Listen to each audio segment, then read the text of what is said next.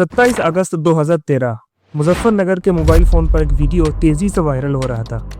Video में दो नौजवानों को बेरहमी से पीटा जा रहा था। हर कोई इसे देख रहा था और बिना सोचे समझे इसे आगे फॉरवर्ड कर रहा था। उस वक्त मुजफ्फरनगर में पहले से ही दो कम्युनिटी के बीच तनाव था, लेकिन इस वीडियो ने आग में घी डालने का काम किया। लोग सड़कों पर उतर आए और कुछ ही घंटों में शहर का माहौल बदल गया। लेकिन हकीकत कुछ और थी। कुछ दिनों बाद जब जांच हुई तो पता चला कि ये वीडियो पूरी तरह से फेक था। ये वीडियो 2 साल पुराना था और पाकिस्तान के एक गांव का था, और इसे इस तरह से एडिट किया गया था ताकि लोगों को भड़काया जा सके। आज भारत में सबसे बड़े खतरों में से एक है फेक न्यूज़, यानी झूठी जानकारियाँ। ये न केवल हमारे समाज को तोड़ रही है, बल्कि हमारी डेमोक्रेसी को भी कमज़ोर कर रही है। इस वीडियो में हम समझेंगे कि ये प्रॉब्लम कहाँ से शुरू हुई और कैसे फैल रही है, और इससे बचने का सही तरीका क्या है। तो आइए समझते हैं। जरा सोचिए, सुबह सुबह आपका फ़ोन बजता है। व्हाट्सएप पर एक वीडियो आया है जिसमें एक आदमी दावा कर रहा है कि रात में किसी गांव से 50 बच्चों का किडनैप हो गया। वीडियो के कैप्शन में लिखा है, अपने बच्चों को संभाल कर रखें, अगला नंबर आपका हो सकता है। आप बिना वीडियो देखे इसे 10 और लोगों को फॉरवर्ड कर देते हैं। कुछ ही घंटों में ये वीडियो 10 लाख लोगों तक पहुंच जाता है, और फिर एक भीड़ सिर्फ इस अफवाह के आधार पर एक मासूम इंसान पर हमला कर देती है। यही है फेक न्यूज़, यानी झूठी खबरों का असर। फेक न्यूज़ कोई नई प्रॉब्लम नहीं है, ये प्रॉब्लम सदियों से चली आ रही है। रोमन साम्राज्य के समय जब ऑगस्टस और मार्क एंटनी के बीच सत्ता का कॉन्फ्लिक्ट चल रहा था, ऑगस्टस ने अफवाह फैलाई कि मार्क एंटनी मिस्र की रानी क्लियोपेट्रा के गुलाम बन चुके हैं। ये अफवाह इतनी इफेक्टिव थी कि जनता ने मार्क एंटनी का विरोध ही करना शुरू कर दिया। 1857 की आज़ादी की लड़ाई इंडियन हिस्ट्री का एक ऐसा चैप्टर है जिसने अंग्रेजी हुकूमत की नींव हिला दी थी। लेकिन इस लड़ाई को दबाने के लिए अंग्रेजों ने कॉन्स्पिरेसी का सहारा लिया। उन्होंने इंडियन सैनिकों के बीच फूट डालने के लिए झूठी खबरें फैलाईं। अफवाह उड़ाई गई कि इंडियन सैनिक धार्मिक आधार पर अलग अलग ग्रुप में बटे हुए हैं और एक दूसरे के साथ नहीं रह सकते।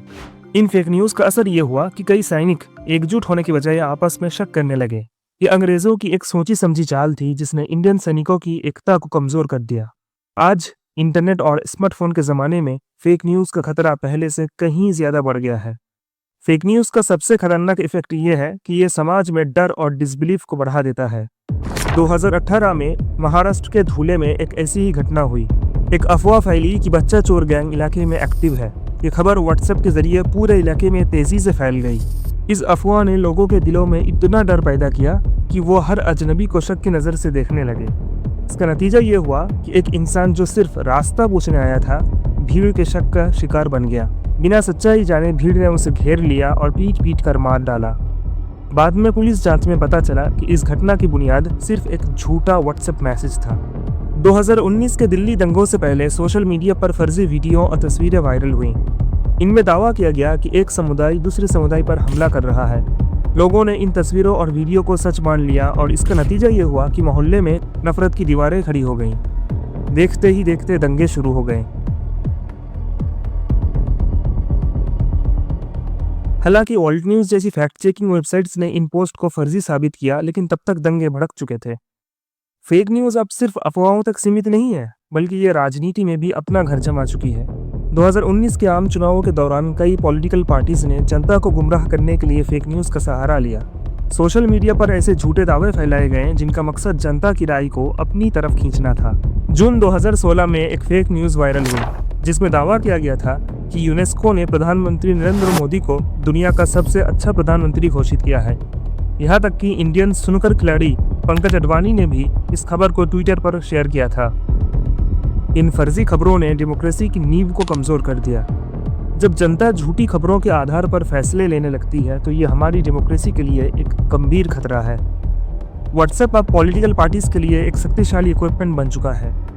2017 के उत्तर प्रदेश चुनाव के दौरान भारतीय जनता पार्टी ने व्हाट्सएप के जरिए लगभग 10,000 ग्रुप बनाए। इन ग्रुप्स के जरिए बड़े लेवल पर प्रचार और फेक न्यूज़ फैलाई गई। सवाल ये उठता है कि क्या ये व्हाट्सएप का इस्तेमाल सही जानकारी देने के लिए किया गया, या इसे जनता की राय बनाने के लिए एक हथियार की तरह इस्तेमाल किया गया। बड़ी बड़ी कंपनियां अपने प्रोडक्ट्स बेचने के लिए अक्सर ऐसे दावे करती हैं जिनकी सच्चाई से कोई नाता नहीं है, खास तौर पर स्लिमिंग ड्रिंक्स और पैकेज्ड फूड्स। 2019 में food safety and standard authority of India ने कई प्रोडक्ट्स पर कार्रवाई की जांच में पाया गया कि इन प्रोडक्ट्स के दावे न केवल झूठे थे बल्कि कुछ मामलों में ये हेल्थ के लिए हानिकारक भी हो सकते थे।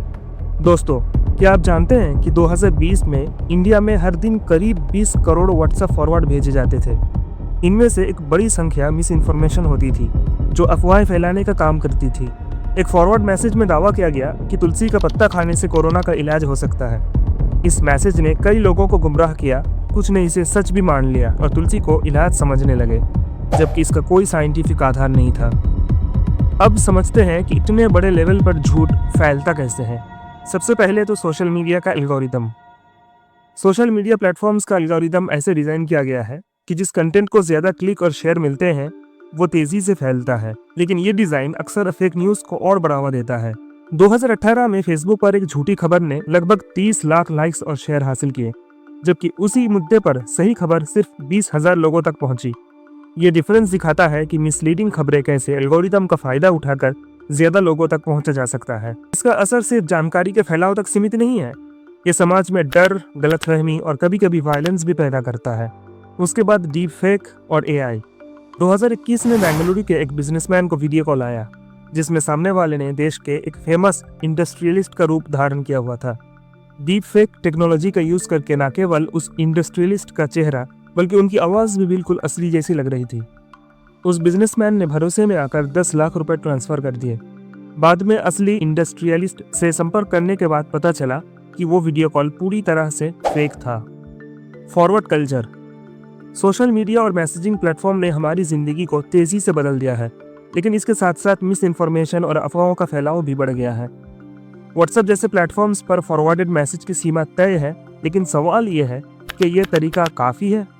2020 के एक सर्वे के अनुसार इंडिया में करीब 45% लोग फॉरवर्ड किए गए मैसेज पर बिना जांचे परखे विश्वास कर लेते हैं।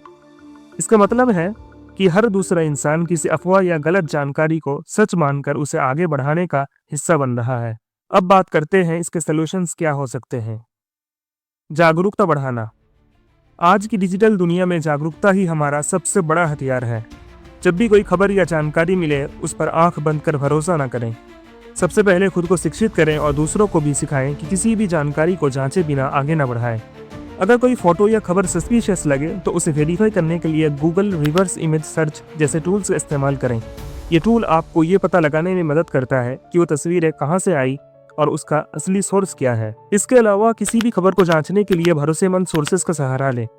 सोचिए, अगर हर इंसान ये जिम्मेदारी ले ले कि वो फेक न्यूज़ को नहीं फैलाएगा तो गलत जानकारी के फैलाव पर कितना बड़ा असर पड़ेगा।